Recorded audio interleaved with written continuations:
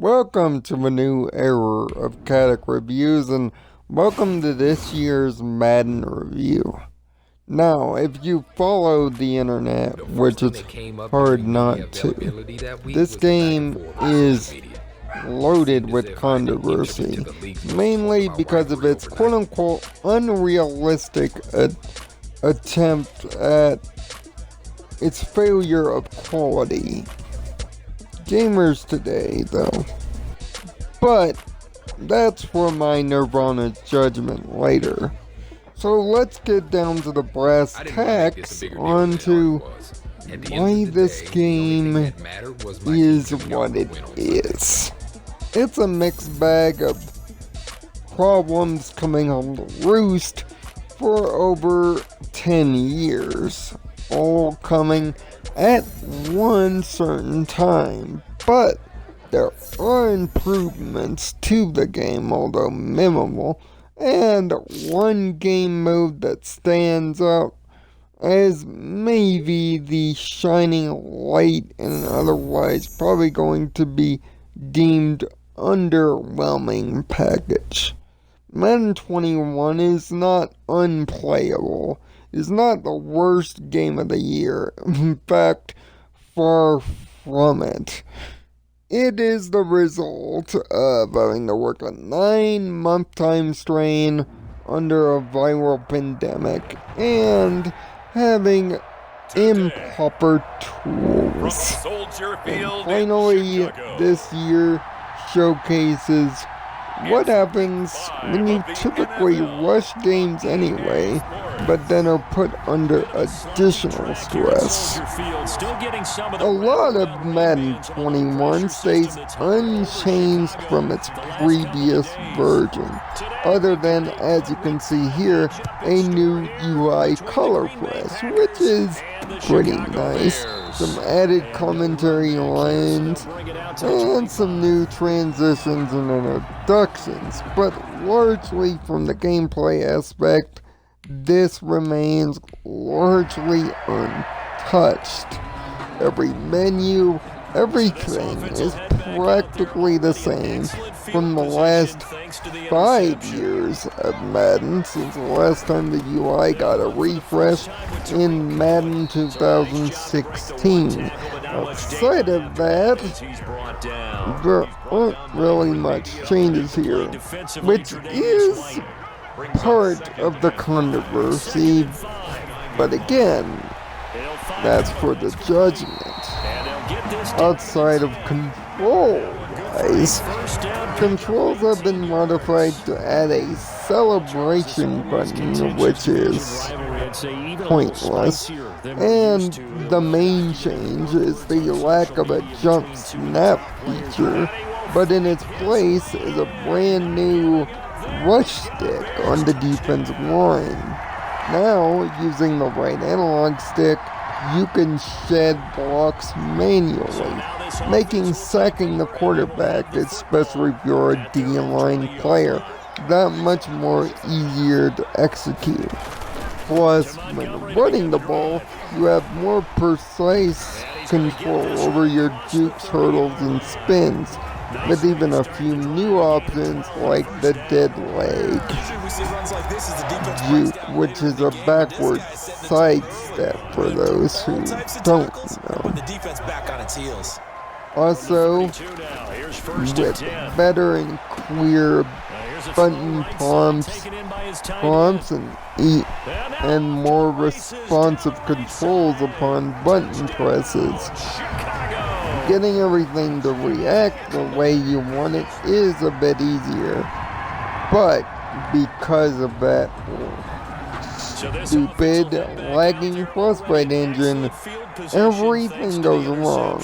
Plus, its dependency on animations is still relatively present, but again, a problem for the judgment crowd outside. Music-wise, when you're playing games, will actually hear tracks from the previous 2 years of Madden being played over the PA, mixed with a brand new soundtrack. I haven't listened to all of it, but it's got a few decent ones at the minimum.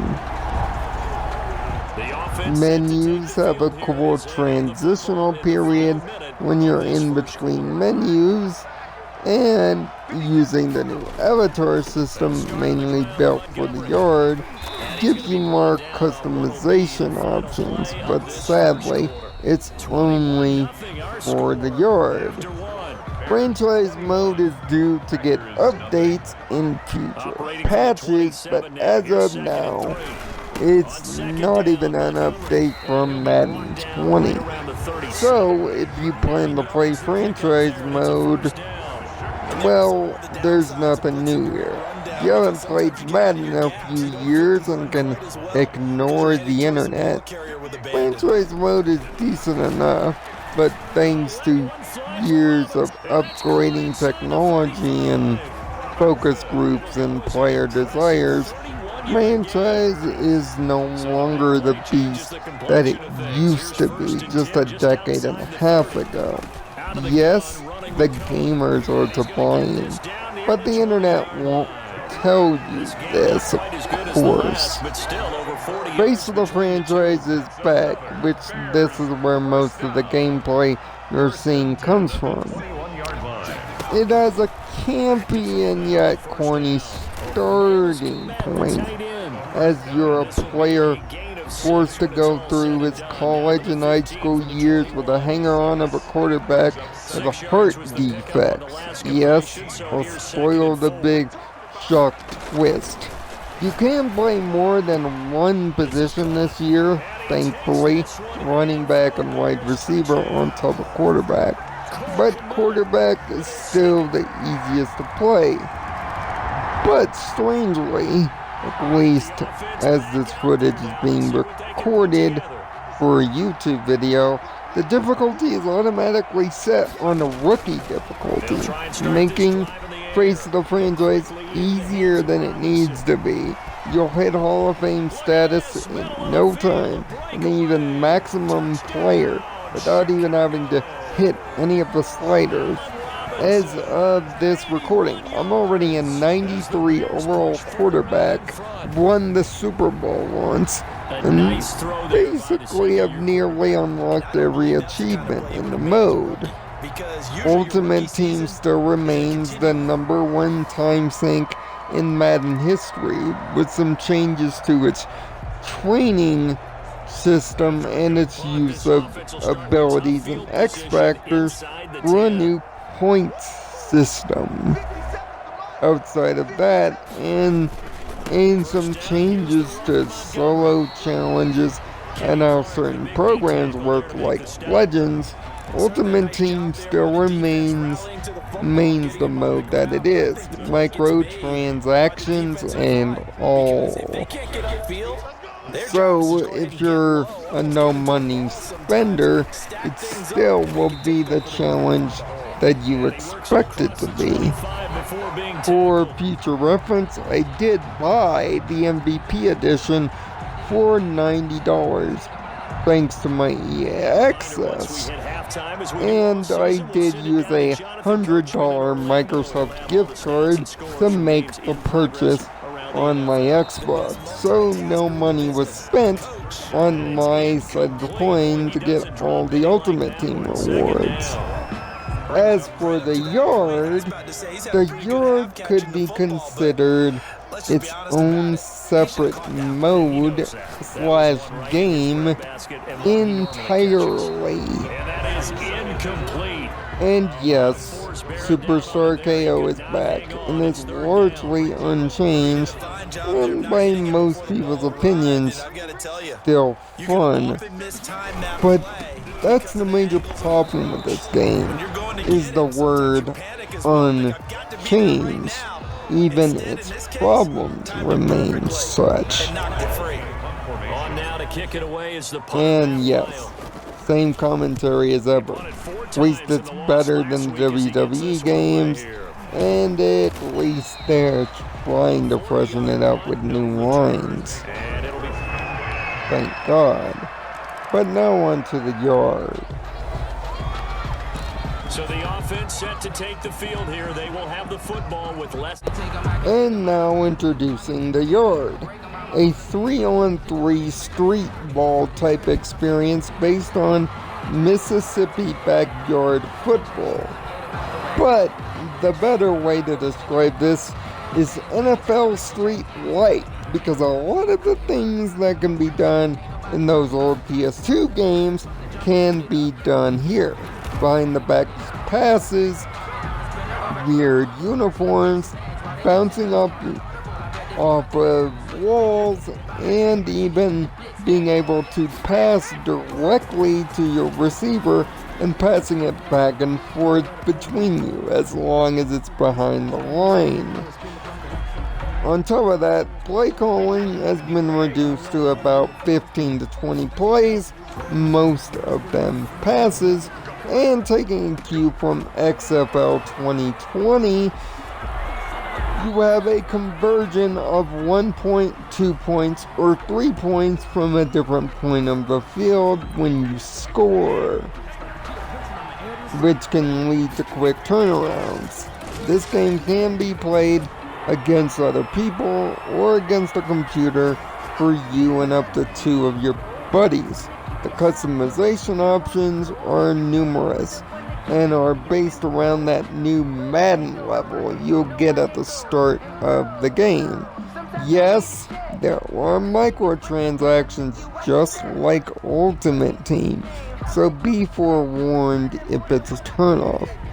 But like this game's biggest problem is the problems from previous years stemming from Madden 2014, that's 25, on up have come to roost. Defensive AI is still largely poor, especially in the yard, seeing that it's hard to cover passes. Computer seems to go with underneath the routes mostly this year to avoid your stellar defenses.